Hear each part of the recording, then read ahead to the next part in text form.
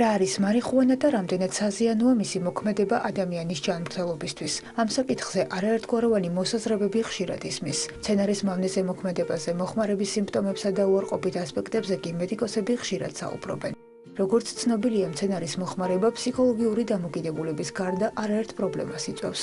მოქმედებს თავის ტვინის უჯრედებზე, მეხსიერებაზე, პიროვნების ქცევის ცვლილებასა და შესაძლოა მნიშვნელოვანი კვალიც დაამჩნიოს ადამიანის ფსიქიკას. კალიფორნიის უნივერსიტეტის პულმონოლოგი დონალდ ტაშკინი 30 წლის განმავლობაში აკვირდებოდა მარიხუანას გავლენას და ფართომასშტაბურმა კვლევებმა აჩვენა, რომ მომხმარებლებში ის მთელ რიგ დაავადებას იწვევს. ამ დროს საგრძნობლად მცირდება ყურადღებისა და მოტივაციის კოეფიციენტი, ჩნდება სირთულეების სწავლის პროცესში და მეხსიერების დაქვეითება იწყება.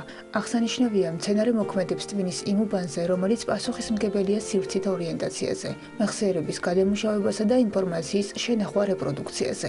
ტვინის ამ სტრუქტურის, კერძოდ ჰიპოკამპუსის სფეროს დაზიანება შესაძლოა შიზოფრენიის გამომწვევი მიზეზიც გახდეს.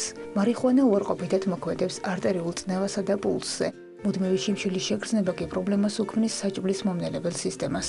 დროისა და სივრცის შეგრძნების დაკარგვა, აპათია, მოტივაციის ნაკლებობა, ჰალუცინაციები, სასუნთქი გზებისა და არხების დაავადებები, რეპროდუქციულობის პრობლემა და სისხლში ტესტოსტერონის დონის შემცირება. აღსანიშნავია, რომ მარიხუანას ზემოქმედების ქვეშ მყოფ ადამიანებში ხშირია ავტოავარიები, რაც ზოგჯერ ფატალური შედეგით სრულდება. სპეციალისტები წუთიერი შეგრძნების საპირისპიროდ ადამიანებს ჯანსაღი ცხოვრების წესის დაცვისკენ მოუწოდებენ. როგორც ამბობენ, ჯანმრთელობა ყველაფერი არ არის, მაგრამ ყველაფერი ჯანმრთელობის გარეშეც არაფერია.